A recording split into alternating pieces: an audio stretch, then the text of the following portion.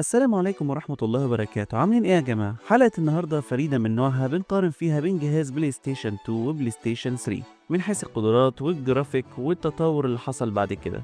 مستعدين؟ يلا نبدأ.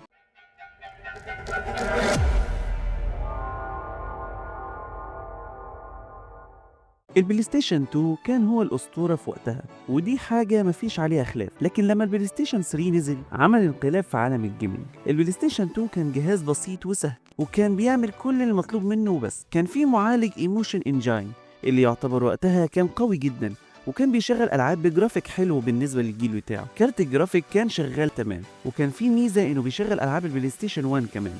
يعني لو عندك مكتبة ألعاب كبيرة على البلاي ستيشن 1 كنت تقدر تلعبهم على البلاي ستيشن 2 براحتك عادي يعني. أما البلاي ستيشن 3 فهنا بقى الكلام يختلف. الجهاز ده كان فيه معالج سيل برود باند انجين اللي كان سابق عصره بكتير جدا، بس كان معقد في البرمجة عليه، وده اللي خلى كتير من المطورين يواجهوا مشاكل في بداية عمر الجهاز، لأنهم ما كانوش فاهمين ازاي يستغلوا كل إمكانياته. لكن لما المطورين بدأوا يفهموه، ألعاب زي The Last of Us و Uncharted طلعت بشكل رهيب، خلت الناس تحس انهم بيعيشوا جوه اللعبه. نتكلم بقى هنا شويه على الجرافيك، مفيش مقارنه. البلاي ستيشن 3 دعم ال HD لاول مره، يعني الالعاب بقت بالجوده العاليه دي اللي تخليك تشوف تفاصيل ما كنتش بتحلم بيها في البلاي ستيشن 2. ده غير انه كان فيه كارت جرافيك انفيديا RSX اللي كان بيشتغل كانه قطعه سحريه عشان يديك التجربه دي. ما ننساش كمان ان البلاي ستيشن 3 كان اول جهاز يدعم البلوراي.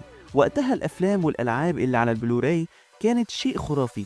الجودة كانت أحسن بكتير من الدي في دي اللي كان عليه البلاي ستيشن 2. وده غير إنك كنت تقدر تستخدم البلاي ستيشن 3 كأنه مشغل أفلام بلوراي، يعني جهاز متعدد الاستخدامات مش بس للألعاب. بالنسبة للألعاب، البلاي ستيشن 2 كان عنده مكتبة ضخمة جدا من الألعاب الكلاسيكية اللي الناس لسه بتحبها لحد النهاردة. ألعاب زي جي تي اي سان أندرياس وجود اوف وير، استغفر الله يعني اللي هو معناها إله الحرب، كانت هي اللي ماسكة السوق. لكن البلاي ستيشن 3 لما نزل بدأ يجذب الأنظار للألعاب بجودة أعلى وتجارب أعمق زي Red Dead Redemption و Heavy Rain. مش بس كده، البلاي ستيشن 3 كان في حاجة اسمها PSN بلاي ستيشن نتورك، ودي فتحت الباب للعب الأونلاين.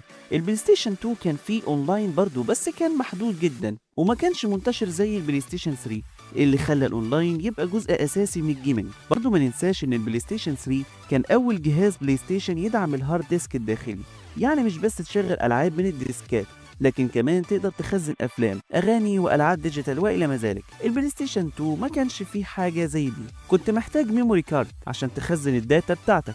في الاخر البلاي ستيشن 2 ليه مكانه كبيره في قلوب الناس، لانه كان بسيط وعرف يدخلنا عالم الالعاب بطريقه حلوه ومش معقده. البلاي ستيشن 3 بقى كان زي الثورة اللي خلت الجيمنج ينتقل لمستوى مختلف تماما. الجرافيك والأداء الأونلاين كل حاجة كانت جديدة ومبهرة. فلو أنت بتحب الحاجات الكلاسيكية والمكتبة العملاقة، البلاي ستيشن 2 هو ملك بالنسبة لك.